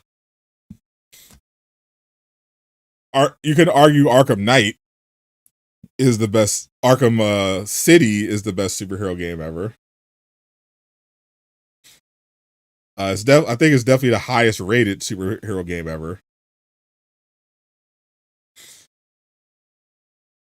But I wouldn't say it's. I definitely wouldn't say the games. Maybe you could say the trilogy. You could say it's the best superhero game trilogy.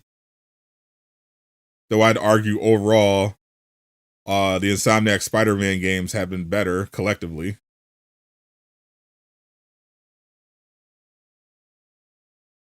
Reason why some people hate Spider-Man 2 because of the sequel. Yeah, it's definitely some. It's definitely some like nostalgia.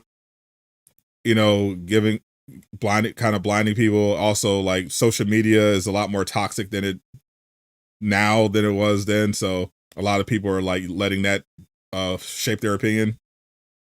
For sure.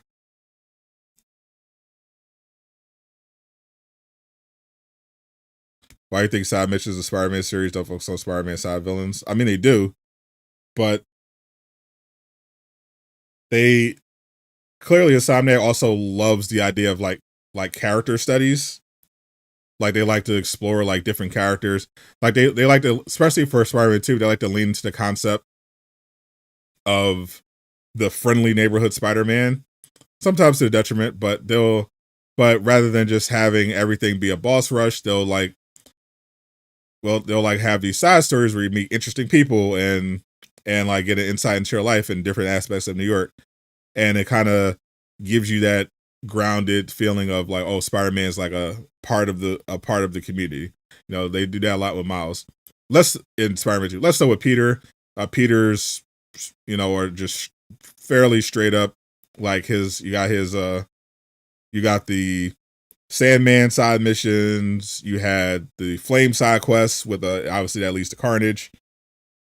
Whereas Miles is more of the neighborhood, you know, doing stuff for the school, helping with that museum burglary, stuff like that. Obviously you had the Howard mission, you know, so they like to mix those up where they'll have side missions that are boss focused, like Miles got Mysterio, and then they'll have like these kind of grounded ones that take you through the neighborhood or explore different aspects of the characters, like, you know, the Howard stuff or the mission where Peter's helping that woman who's trying to be a photographer, and it leads to a flashback to back when he first got his job at the Bugle.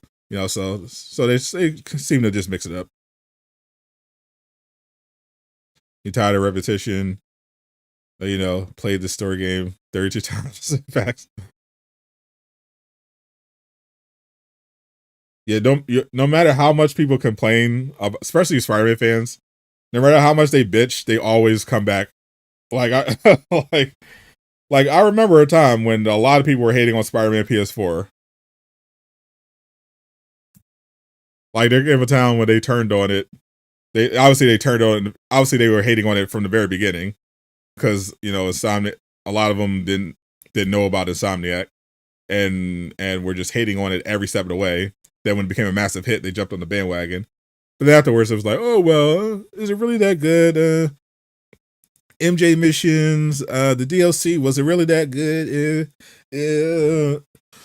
Then the State of Play comes around. Oh my God, Spider-Man 2, take my money. And then you know, then it became, oh, where's the Spider-Man 2 news? Oh, they suck at marketing. I want a trailer. I want another trailer. Where's the trailer? Where's it eat? And then they get all the stuff, the trailers, the gameplay, everything like that. It's like, oh, this game, is it going to be good? Is it mid? I don't know. Oh, I don't like MJ's face. What's this? And then they all buy it when it comes out. And like, oh my God, game of the year. Oh my God. Oh, what's Baldur's Gate 3? Oh, game of the year. And then a couple months pass.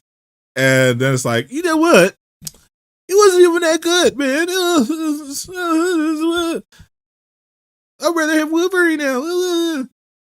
And as soon as there's a Spider-Man 3 trailer, the hype cycle is going to start again. Oh my God, Spider-Man 3, take my money. Like, it's the same shit, bro. every time, without fail. Every single time. all the people saying Spider-Man 2 is overrated or bad or whatever are going to be glazing Spider-Man 3 when it gets revealed, and it's going to sell a ton of copies. And then, like 6 months later, people on Reddit are going to be like, "Actually, was Spider-Man 3 really that good?" Like, it's the same shit, bro. It's so corny.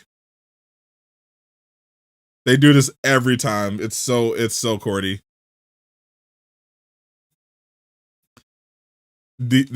Some people just do not want to be happy. Like they have to find the hot take. They do this no matter how good the game is. They always do this. You've been saying Cap. I bet no matter how, I bet they're like legitimate. I think there are literally people who are, I'm sure, who are as we speak already turning on Elden Ring. Like, give us some time. People are going to turn on Baldur's Gate 3. like no matter how good the game is, at some point somebody's going to find a way. Somebody's going to find a reason to hate on it and be like, "Oh, was it really that good?" Like it happens every time.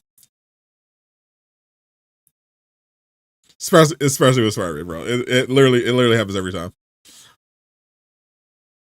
It's hard to play an inferior superhero series when you play the Arkham games. That's another part of it. I think there's definitely Arkham fanboys that are part of the Spider-Man fandom that like kind of infiltrated to like spread their hate because they're bitter about the fact that the Arkham games fell off. and they hate that so many people said it's not only did they obviously they sold better, but there are a lot of people who think the Insomniac games are just Spider-Man games are just better, and they're just holding on to the hatred in their heart. Like die hard, like die hard. Like, and I get it to some degree. Like I'll never be this weird, but I love Arkham Knight. Well, no, I love Arkham City. I think Arkham Knight is horribly overrated.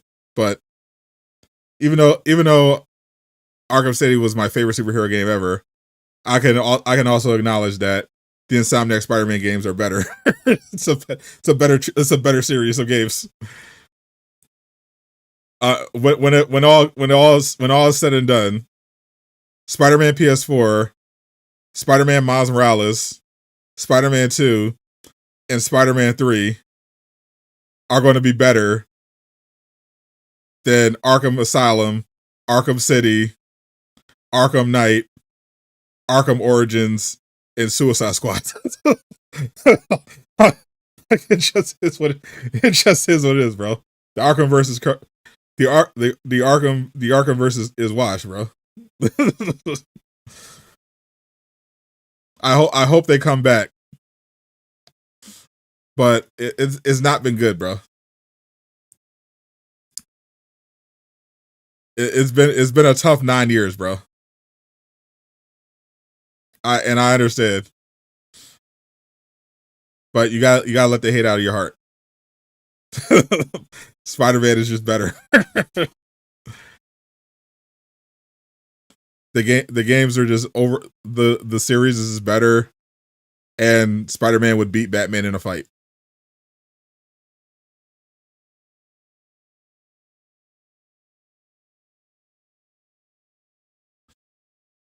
I think Miles Morales is a much better game than Arkham Knight, bro. And I'm not even kidding. I played both games fairly recently. I think Miles Morales is so much better.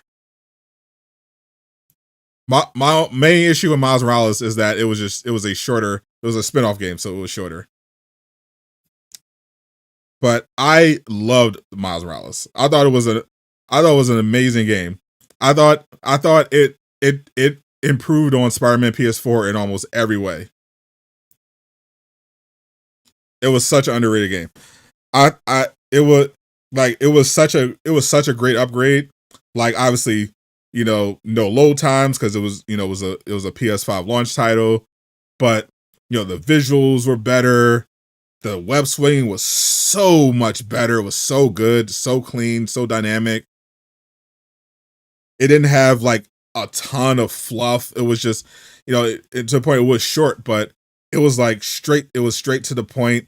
The boss fights were good. The story was compelling. They didn't have a ton of filler.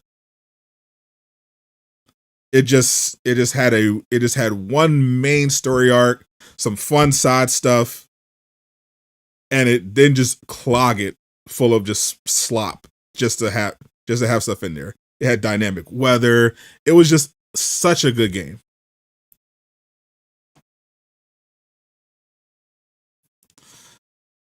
And Arkham Knight, I just did not think it was fun, bro. I understand why people, love their Batman games. I thought it was just not as fun. I didn't think it was fun. The story didn't hook me as much. And the story was decent, but that first couple hours of that game are rough, bro. They're rough. Whereas Miles Morales just hits the ground running and never stops. And then before you know it's over.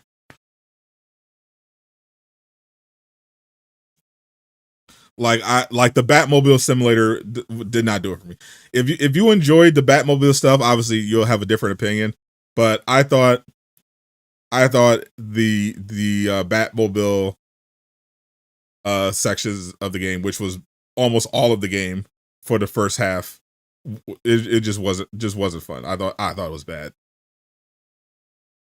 Yeah, literally, it felt like home. Like I streamed it. It felt like I was doing homework, bro. Legitimately. Like I'll play Miles Morales just for fun, and we'll just breeze right through the story. Arkham Knight legitimately felt like homework, and and I hate when a video game feels like homework. It felt like homework. It felt like I was doing homework instead of playing a Batman game.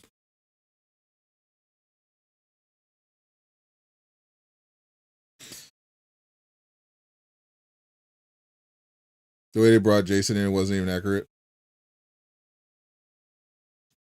I think for Spider-Man 3, they should definitely expand on the villains. They should bring in new villains. Obviously Green Goblin, because that's who you've been setting up. But everything else, leave it in the past. Add the Spot for Miles. Bring in Chameleon, who you teased already.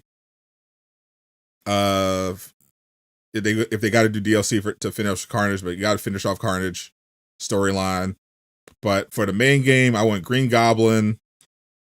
I want Green Goblin as the main villain with the Dr. Octavius, for the final chapter stuff. I want Chameleon in there. I want the Spot in there for Miles. I want Big Will, Hydro Man, and Speed Demon for side villains, and I want them to also bring back Taskmaster to like bring that story thread back. I was a game changer for the first game. Facts. Batman felt like I had to write an essay on how much pounds does a bag of potatoes cost. How hopes for 3? Yeah, I do too. I think the one thing Insomniac is good at is adapting, and like they're not one of those studios who are like super stubborn. Like they care about the fans. They listen to feedback. So I think they're definitely going to do what they did with Spider-Man 2. Take the feedback from the previous games that this is what people want. All right, these are lessons we learned from the last game. Let's make it a better one this time. Venom game could have been DLC. That's also true. Like it legitimately could have been an expansion. But whatever they want to do, I'm like, because it didn't take them that long to do Miles Morales, which is crazy. It was because it was how good it was. Like they were able to develop that pretty fast, and it was a huge return for them.